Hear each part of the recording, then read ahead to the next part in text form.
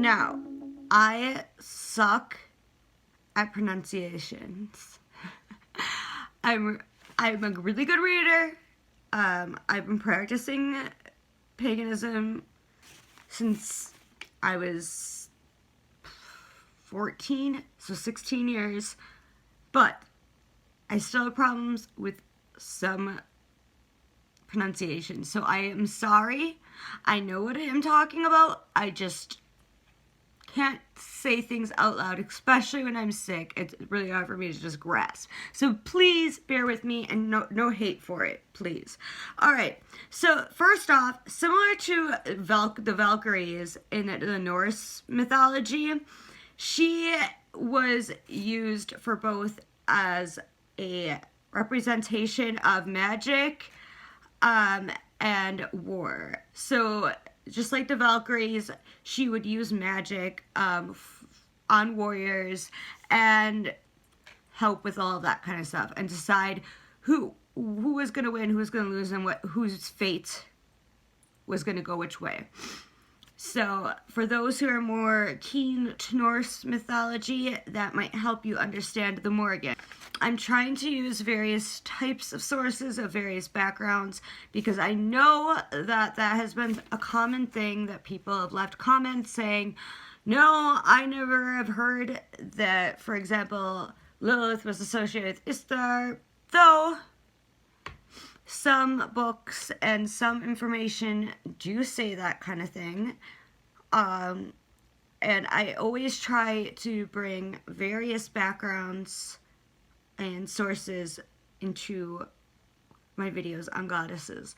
So don't shoot the messenger. If what you've been taught or what you have studied has not said a certain thing, I'm sorry. And I'm also not going to get into everything about a particular goddess, because even with the amount of information I give, the videos end up being 20 to 30 minutes long, and I don't go that in depth about each of the goddesses. I'm just kind of giving like a little beginning. So I just wanted to make that note too, because I get those comments a lot or messages, and it's like, well, what do you expect? Should I make a whole series on just one goddess? Like, what do you want? I'm also a grad student and model and a full-time mom, and have my holistic business, and I'm trying to do this as well for all of you. So, because I love you all, and I enjoy talking about this stuff. So, anyways, so yes, it translates to great goddess. So Mor is great, and Gun is goddess. She's known as the phantom goddess, the goddess of war and battle, cycle of life and death, fate. She's seen as a triple. So there's like 3 parts of her, which I'll get into in a second. She's associated with wisdom, prophecy, fates, magic, the land, legal spells, sex magic. Of course, that all has to do depending on what you follow and whatnot. The sex magic and the whole Samhain story, which I will get into in this video as well, is something that kind of came around a little later, and since this series is based on like the patriarchy and how things have kind of been changed, I will try my best while I'm sick to try and explain that scenario. Anyways, it's really hard to trace the origin, like real origins and stories and whatnot about the Morrigan and a lot of Celtic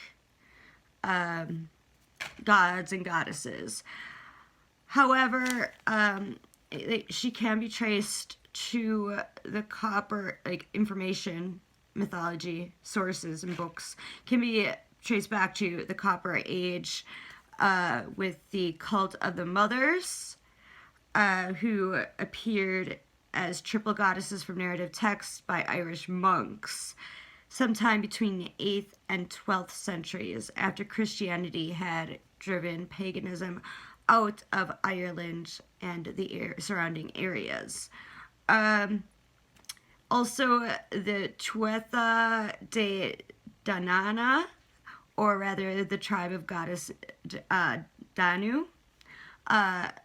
That had a lot of information about her, obviously, which I'll talk a little bit about that. There's also links to her in the book of Isaiah. So it's somewhat fascinating, I suppose. Is seen as 3 different women, and she's a shapeshifter, so she can be one of the 3 or just all complete as the Morrigan. This I can never say that one right. Matcha and Anu. Sometimes the people will say, some sources will say Neiman or Nyman, however you pronounce it, but most that I've read has Anu. Just saying. So I want to make that clear before anybody like jumps. So yeah. So the first is a war goddess associated with battle, destruction, and death, and is often a hooded crow, and ran amongst the warriors disguised as a wolf. So again, back to the shape-shifting. That form of the Morrigan is connected with rebirth, and as a watcher of the cauldron of regeneration in the otherworld in Celtic mythology. She is also a witch, sorceress, and like a psychic prophet type. So that's where we kind of see the symbolicness of the Morrigan being a prophet, and being able to foresee the future and decide fates. Then for Maca or Matcha, I've heard various pronunciations. I've said matcha since I was 14, and even if that's the wrong pronunciation, I've been saying it for 16 years. It's going to be difficult to change. But that is, so that name is rooted in the word meg, which translates to plains and pastures. This connects the Morrigans, or this part of the Morrigan, as power over the sacred land and horses and other animals connected to that sacred land, representing wealth, power, and the elite warriors and gods and goddesses. She also connects with fertility, and is part of the Trinity. So you know how each mythology has like the Trinity. So yeah. She also rained down fire and blood on her enemies. Now, what's interesting is if we look back at my Lilith and Hecate videos, which were my first 2, and really were stuck more on this idea that I had for the goddess empowerment videos, which was taking goddesses that have kind of gotten a bad name and switched. They all have a lot in common, which is they originally had one meaning and switched to another, and there's some definite crossovers with the Morrigan and Lilith, for example, with the origins of it being fertility and, you know, watching over people and, you know, fate and birth and death and all that, and then all of a sudden becoming about sex and destruction and a dark goddess, because the Morrigan is seen as a dark goddess, including each of the 3 different. Yeah. So anyways, though I had more history and sources and knowledge throughout this past 16 years with Anu, the sources that I've come across in the past like 1 or 2 years do have her associated more often with Neiman or Naaman, however you pronounce it. Let's be real, Celtic, Old Irish words are not the easiest to pronounce. I struggled even with the Welsh when I was talking about Rhiannon. So I'm going to talk about that part of her as the 3 sisters instead of Anu. So that is where the panic frenzy, venomous poison, chaos translation comes in. That portion of her is the deity of battle, death, and destruction. So see, before it was only one part of her had the destruction. Appears as a crow, and was also a prophet, being able to see the future, and her battle cries meant that war was coming. And her shrieking, she would intimidate and panic and confuse soldiers who she wanted their fates to go wrongly. And then they would end up dying or end up in so much fright or mistake their own comrades or military buds, whatever you want to call it, for the enemy and help the side she wanted to win. There is association with the banshee, as you could obviously probably put together by the shrieks. So as the goddess of being the patroness of revenge, magic, priestess, night, prophecy, witches, and fate and war and sex and legal matters and all the stuff that I just mentioned before, you would think that, like I said, you'd think the origins would be somewhat easy to figure out. But like I said, they're not. So there's various stories. I'm going to talk about 2. And yeah. I'm sorry, I'm so sick, guys. Like, I was really excited about this video, but I really didn't want to put it off because I haven't really made a video in a while, so I'm really sorry. So, again, pronunciations with Celtic. So, the myth of her with Cuchulain. Cuchulain. I never can pronounce his name right. But anyways, he was a warrior that the Morrigan fell deeply in love with. And she tried to seduce the warrior, but he rejected her. And unable to rejection, she sought revenge, which is why she's associated with revenge. She tried to use her magic to increase his inner strength, but needed him to be still and near her in order to do so. Because she was a shapeshifter, she appeared to him for the first time as a bull. She told him to run, but he refused and kept on path.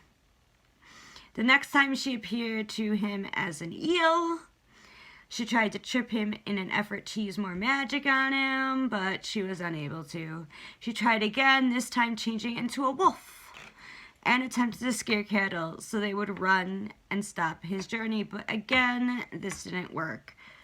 On the final attempt, she just would not give up. On the final attempt, she took the shape of an elderly woman. She was milking a cow. When he saw her, he finally recognized her. Then she gave the warrior 3 drinks of milk, which immediately made him stronger.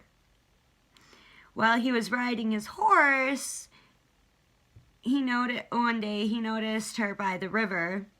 This would be the moment in which she would seek the revenge that she so wanted to do. So she was washing his armor, which was considered to be a death omen by the old Celtics. And the next time he went to battle, he was really, really wounded bad. He knew he would die, and he tied himself to a large stone and propped himself up so that he would die in an upright position. A crow landed on his shoulder, and it was at this moment that everyone knew he passed.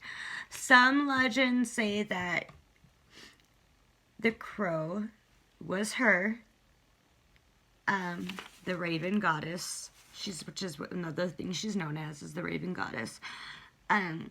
Some legends say it was her, that she stayed as a crow and would never leave his side and watch over for all times.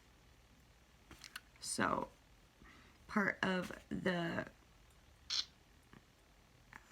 revenge was that he was eternally stuck with her, whether he wanted to or not. That's according to some legends. Just saying. Then there's the Samhain story, in which she meets Dagda, the king of the Tuatha De Danann, the goddess Danu. Yeah, that I talked about.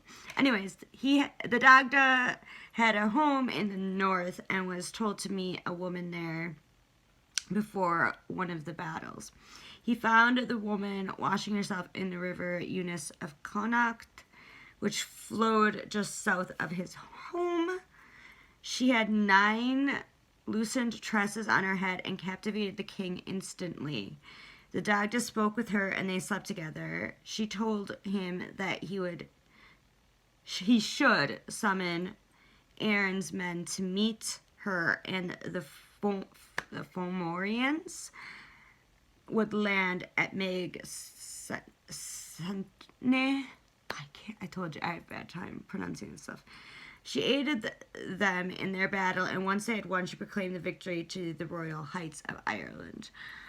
Some legends say that this was her using sex magic on the Dagda, and that's why you would call upon her on Samhain for any sex or love magic work. Again, I'm saying some. I'm not saying all. In other sources that I have read throughout the years, in the Samhain story, she had magicians from the Tuatha De Danann come together and cast spells so that the leader of, or the king of the Fomorians would fall as well, and that helped them also win the battle. There's a lot that goes into it. It all depends on the source, but the basis is that magic was used via first her using sex with the Dagda to be able to get that such influence, and then gathered and helped them win. So her appearances can change. Again, the 3 sisters idea. So each of them has their own identity. According to the I hope I can pronounce this. 16 years of studying, and you'd think I'd be like, oh, why don't I go and look how to actually pronounce the words? But nope. The Morrigan had her with red hair and a red cloak. The Druid and Druid crafts, a lot of them still see it as red hair with red cloak. Of course, that could just be one of the appearances of one of the sisters, and all these appearances I'm about to say could be true, just different parts of the Morrigan, since she has 3. So she usually otherwise is represented with long, flowing, dark hair, like a chocolate brown or black, being very young. Her clothing is typically black and sexualized and revealing. Again, remember, her stories were lost pre-Christianity, since Christianity took over Ireland. So with that comes the patriarchy that we have talked about in the Lilith and Hecate and other goddess stories that kind of change some of the truths of what the original pagans, or rather people in the craft and worshippers, believed or viewed them as. So sexualizing this goddess who had used sex to her advantage and was seen as a banshee and had been seen as somebody who went for revenge, makes sense when we look at the other videos. But that, again, we have to keep in mind, is that really how she was seen prior? We don't know, because her origins are not that easy to really find and pinpoint. If you do have any books and stuff that talk deeper into the history and the findings, please put them below. I mentioned a few different places that are the oldest recordings, and of course they were all after Christianity took over Ireland. So, but other times she is seen to not show her face.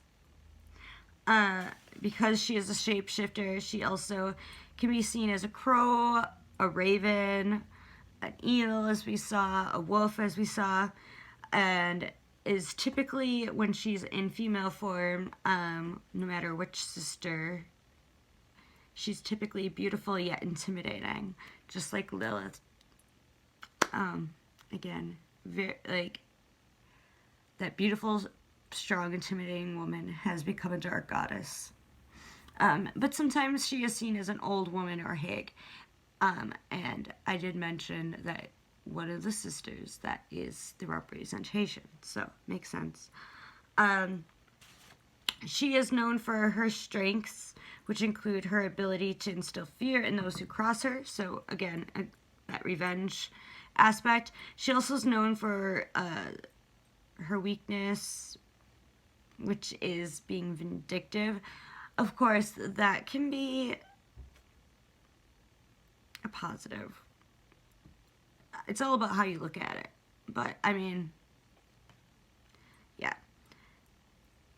She also wasn't afraid to kill herself if she felt disrespected.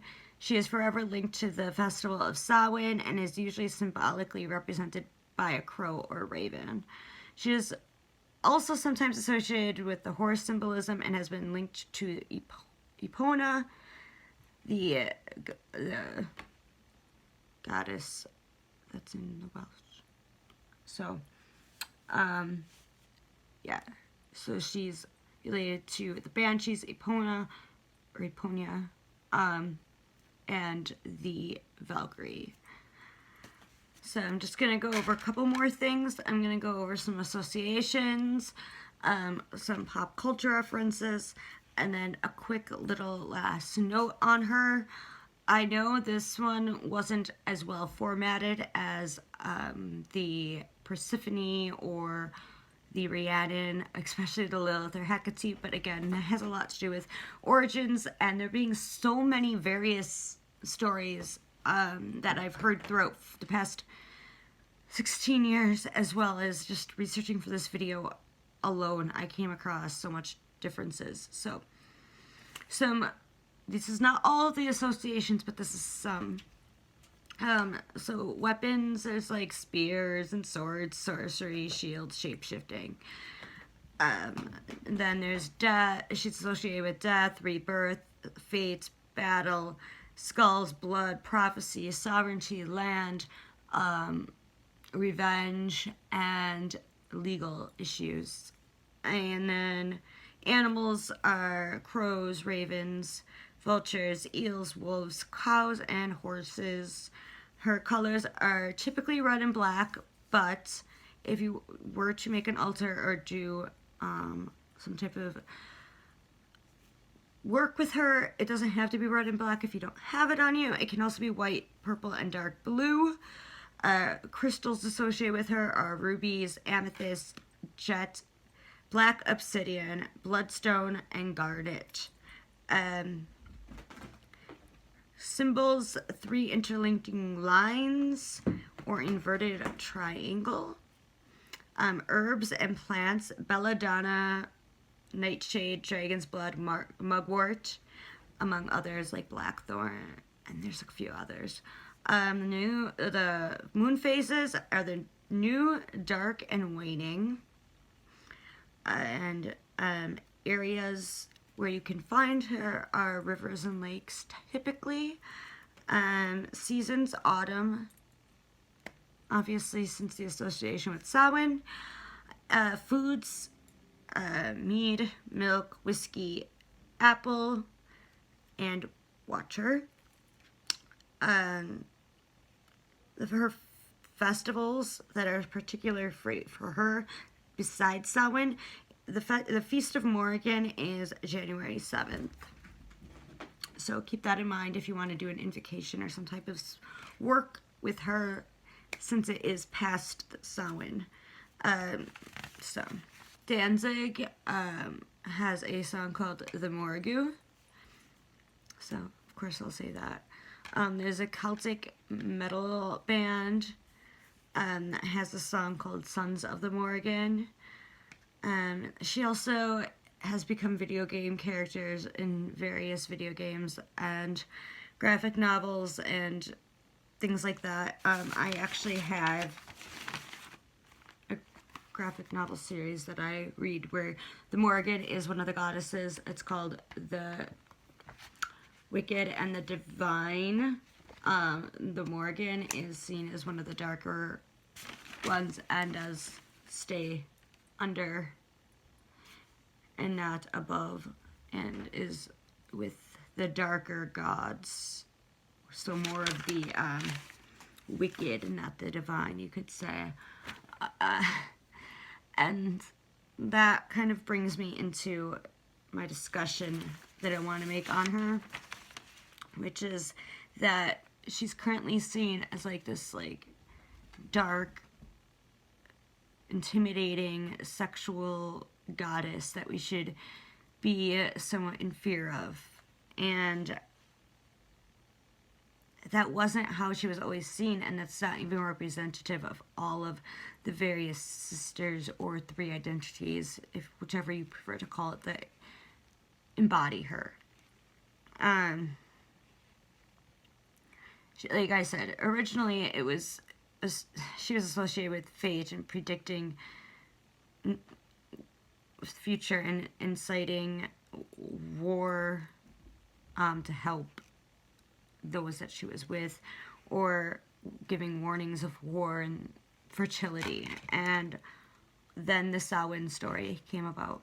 And again, we can't really say what is fact of what the old pagans did believe in the old religion, because again, the stuff that really dates back to her that can be found is from after Christianity, which I mentioned numerous times. So I guess the discussion would really be kind of going back to like when I did the Lilith and Hecate videos around this time last year, which is like, now, first, are these creations or visions that they have, or identifications, whatever you want to call it, that they have given these goddesses that they've deemed dark, actually dark and things to be feared? Or is that just something created by Christianity and the patriarchy? Or are these actually like features and characteristics that we should be proud to have as women and or individuals in general, no matter your gender or sex? Like, why not be a powerful and sexual being and like somewhat intimidating? I don't see how that is such a crime. I, for one, actually have always had great interest in the Morrigan because of the three identities within her, as well as her story with the warrior, and as well as Samhain story. And I always have been drawn to goddesses that have been deemed dark, and I don't know why that is. Maybe it's because I felt I feel like I've always been misunderstood, and I think they're being misunderstood. I don't think that they are necessarily dark or bad or whatever. I don't really believe in like good and evil in the sense that we have been trained to believe. So goddesses like her tend to test and challenge our perceptions of the way we like are of the world, and what we deem to be good and bad and all that. even if you weren't raised Christian, our society is so entrenched with that type of belief system that we kind of see things in such a black and white nature. So her particular challenges and tests and encouragements for us is to take action in our own lives, to become stronger, to create change, to release what no longer benefits us, to fight for what we believe in and stand up for ourselves, to point out the truth, to change our fate or accept it, and to use our own power as goddesses, which is exactly what this whole series was all about, and why I started off with Lilith, not just because that's in my name, but, I mean, right there kind of tells you, like, how can she be seen in such a way?